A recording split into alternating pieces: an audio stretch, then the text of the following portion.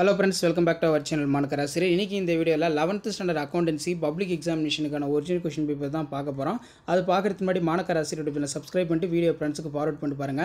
11th accountancy பொறுத்தவரைக்கும் total mark வந்து 90, 1 mark பொறுத்தவரைக்கும் 20 1 மார்க் கேட்பாங்க. புக் பேக் 1 மார்க் நல்லா தரவா படிச்சுக்கோங்க. சோ மறக்காத இந்த வீடியோவை உங்க ஃப்ரெண்ட்ஸ்க்கு வந்து ஷேர் பண்ணுங்க. இதல 2 மார்க் கம்பல்சரி, 3 மார்க் கம்பல்சரி, அதே மாதிரி 5 மார்க்ல என்னென்ன கேட்டிருக்காங்கன்னு சொல்லிட்டு 1 by 1 பாத்துக்கோங்க. கண்டிப்பா இதல இருந்து क्वेश्चंस எல்லாம் உங்களுக்கு அப்படியே பப்ளிக் எக்ஸாமினேஷனுக்கு ரிப்பீட் ஆகும். சோ இந்த வீடியோ உங்களுக்கு யூஸ்ஃபுல்லா இருந்தா உங்க ஃப்ரெண்ட்ஸ்களுக்கு ஷேர் பண்ணுங்க, சேனலை சப்ஸ்கிரைப் பண்ணுங்க.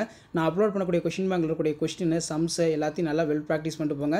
கண்டிப்பா இதல இருந்தா क्वेश्चंस எல்லாமே 11th அக்கவுண்ட்ஸ் பப்ளிக் எக்ஸாமினேஷனுக்கு வந்து எடுப்பாங்க. சோ 2 மார்க் பார்க்கலாம். 7 to 14 13 क्वेश्चन வந்து கம்பல்சரி. தகவல் கணக்கியல் தகவல்களின் ஆறுமுறை நபர்கள் யார்? Who are the parties? Interest accounting information. நிறுவன தொடர்ச்சி ஆவணம் சிறுகுறிப்பு வரைக. Write the short note of going concurrent concept. இரட்டை பதிவு கணக்கியல் முறையின் பொன்னான விதிகள். Give the golden rules of double entry accounting system. Next வந்து கீழ்கண்ட கணக்குகளின் இருப்பு பகுப்பாய்வு கேட்டிருக்காங்க. உரிய குறிப்பீடு என்றால் என்ன? Journal proper. சில்லறை ரொக்க ஏடு குறிப்பு வரைக. இது ரொம்ப important. Write the short note of petty cash book நல்லா பார்த்து வச்சுக்கோங்க. அதுக்கு கீழே கணினிமயமாக்கல் முறை என்றால் என்ன? நெக்ஸ்ட் வந்து பார்த்தீங்கன்னா கணக்கியல் முக்கியத்துவத்தை விரிவாக எழுதுக. ஏதேனும் 3 பணம் சார்ந்த நடவடிக்கை மட்டுமே கணக்கியலில் பதியப்படுதல் வேண்டும். விவரிக்கவும். ஒரு முக்கியமான தியரி.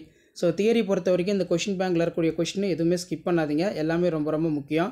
ஸோ கண்டிப்பாக இந்த வீடியோ யூஸ்ஃபுல்லாக இருந்தால் வீடியோக்கு ஒரு லைக் கொடுங்க. முடிஞ்ச வரைக்கும் இந்த வீடியோவை ஃப்ரெண்ட்ஸுக்கு ஃபார்வர்ட் பண்ணுங்கள். மானக்கரா யூடியூப் சேனல் சப்ஸ்கிரைப் பண்ணுங்கள். கீழே இருக்கக்கூடிய பெல் ஐக்கானை ப்ரெஸ் பண்ணி ஆன் வச்சுக்கோங்க. அப்போ தான் நம்ம அப்லோட் பண்ணக்கூடிய வீடியோலாம் தொடர்ந்து வந்து உங்களுக்கு நோட்டிஃபிகேஷன் வந்து பார்த்தீங்கன்னா ஷோ ஆகிட்டு இருக்கும். இது எல்லாமே ரொம்ப ரொம்ப முக்கியமான கொஸ்டின். ஸோ ஷேர் பண்ணிக்கோங்க. அதே மாதிரி ரொக்க தள்ளுபடிக்கும் வியாபார தள்ளுபடிக்கும் உள்ள வேறுபாடு எழுதுக.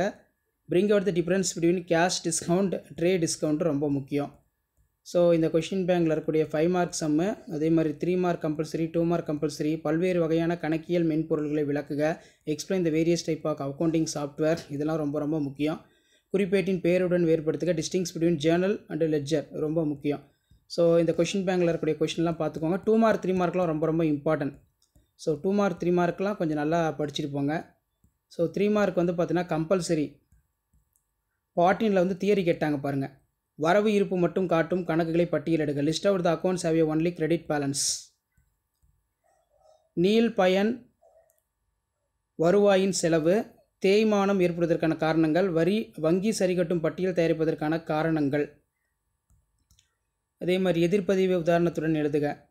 ஸோ கம்பல்சரி தியரியிலிருந்து கேட்குறாங்க. 40வது கொஷின் பாருங்கள். தியரி கம்பல்சரி கேட்டாங்க. கணக்கியல் முக்கியத்துவத்தை விரிவாக எழுதுக. ஏதேனும் 3 பாயிண்ட்டு. பணம் சார்ந்த நடவடிக்கை மட்டுமே கணக்கில் பதியப்படுதல் வேண்டும் என விவரிக்கவும்.